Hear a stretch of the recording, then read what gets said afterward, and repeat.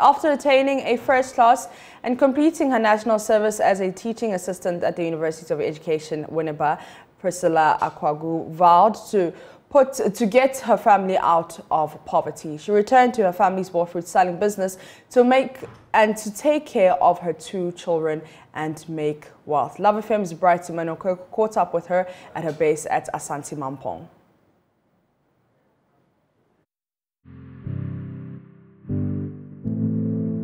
Sometimes when I go to campus, I come back maybe 2 weeks. I'll just run home for 2 weeks, come and work, and then go back. So I will decide to skip 2 weeks lectures and then come and work, get something small for myself and go back. Even if I'm to go to campus, I'll sell on Sunday. When I'm done selling in the night, I'll join the night bus. Then I'll get to campus in the morning. The flour was 240 cedis. So I came back last month and flour is now 500 cedis.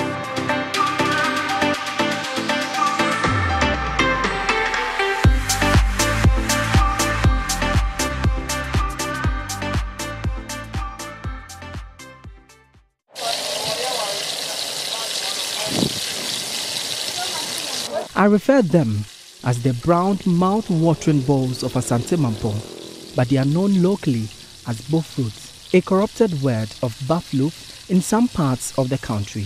This is not just a mere favorite accompaniment to most Ghanaian breakfast meals, but a life changer. Priscilla Akwagu, a 32-year-old single mother of 2, weaned her family off abject poverty through hawking buffalo. This is a business she took over from her mother to settle their debts after life in the city became unbearable. As a kid growing up, I lived with my brother. My mom was somewhere and I was with my brother in Kumasi. So I started the hawking business, selling things over there. I was selling sugarcane. I used to work with a woman at her restaurant. So sometimes the leftover food that the customers eat, they package it. When I work for them, I'll clean this, I'll wash the dishes, clean the place, and then empty their bins and all that. Then we'll come and eat that food with my brother in Kumasi. So that was how we were surviving. My mom happens to sell, and then the debt was on her. I decided to see how best I can also help her clear off the debt, because definitely I'm the eldest daughter. And then I should be able to support her, even though I was working, but that wasn't helping. So I took over and I realized it was a good business. So I just decided to manage it. I didn't have any work to do, apart from the chop bar work I was doing. Yeah. At a young age of 17, Priscilla became pregnant with her first daughter. But as a young mother who believed in education, she defied the odds and began her secondary education at the age of 21. That was in the year 2007. That was when I completed junior high. So I was pregnant with my first daughter. She's now 14 years. She's in school now. And I can't sit home.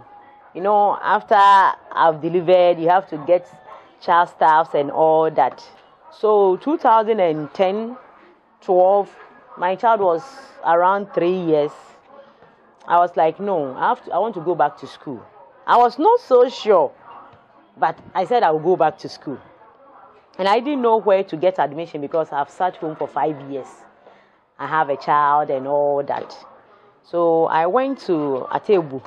I went to the headmaster there. The man took me as a daughter. So I went to his place. So he led me to the headmistress that he needs admission for me. He wants me to be admitted there. And the woman was reluctant because she was like, they've brought ladies like me, and when they come to school, within some few months, they'll get pregnant again and go back. Oh, so this woman didn't even want to give me admission at the school. And this man was like, no, I know this girl and I know she can do it. The woman reconsidered her decision and then gave me admission, and I started schooling. So I didn't know how to really plan for the school and the work, but I knew I could do it. Her resilience and tenacity to survive never flickered. Priscilla continued with her education to the university, pursuing a degree in Ghanaian language. With entrepreneurship as her watchword, she jostled her academics with her hawking business to finance her education. My campus is very far from here, Ejumako, Central Region. So in my absence, this lady, she's the one who manages in my absence. What happens is that when she works, sometimes when I go to campus, I come back maybe 2 weeks. I'll just run home for 2 weeks, come and work, and then go back. So I will decide to skip 2 weeks lectures and then come and work, get something small for myself and go back.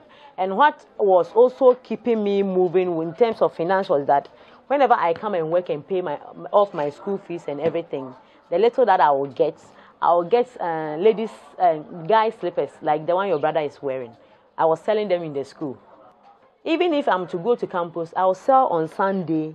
When I'm done selling in the night, I'll join the night bus. Then I'll get to campus in the morning. So this is what Priscilla Akwagu, known popularly here as Ama Donut, has been about for over a decade now. This business, has put her through schooling, right from her secondary education through to her tertiary. After frying these, she will sell them to her customers for them to enjoy. The tussle of complementing schooling with business never hindered her from graduating with a first class in languages. Having served as a teaching assistant at a department for her national service, she is back on the streets. Priscilla had preferred to teach, but the illegalities involved in securing a job pushed her away. I love to teach. When I was coming home, I was like, if I get time, I'll go and teach at any school nearby for free. I love to do that too. I'll teach for free.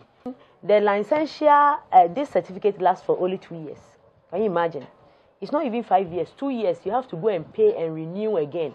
And before you even get to GES, you also have to pay close to 10,000. So these are some of the things that is even putting some of us off. Oh, virgin, no, business, she tells me, was good in times past, but the ballooning price of flour and vegetable oil, essential ingredients for the business, is biting hard now. The flour was 240 cedis. So I came back last month and flour is now 500 cedis. Initially, if I have like 2,000, I can buy maybe 5 drums of the flour, the oil.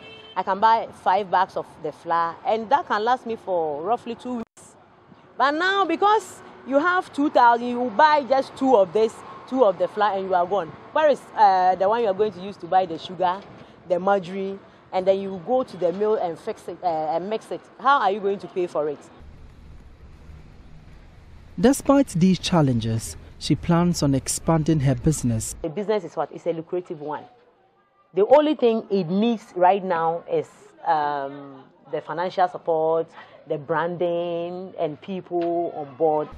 Priscilla is entrenched in the hawking business, one that transformed her life. People still don't believe me when I say I took care of myself in the university, my kids, my brother, my mother, with this business, and they still don't believe it. I'll be like, well, that's your own cup of tea. I was carrying my sieve, and then I used that for my profile picture. Somebody told me to change it. I said, are you serious? Because this is how I survive. This is my means of survival. And I should feel shy about my business, how I survive. No, I can't do that. So up till now, people still feel shy selling, especially the youth. For Priscilla, she will continue to give it all so long as she earns daily bread from the business. For JoyNews, Emmanuel Bright Kweku reporting.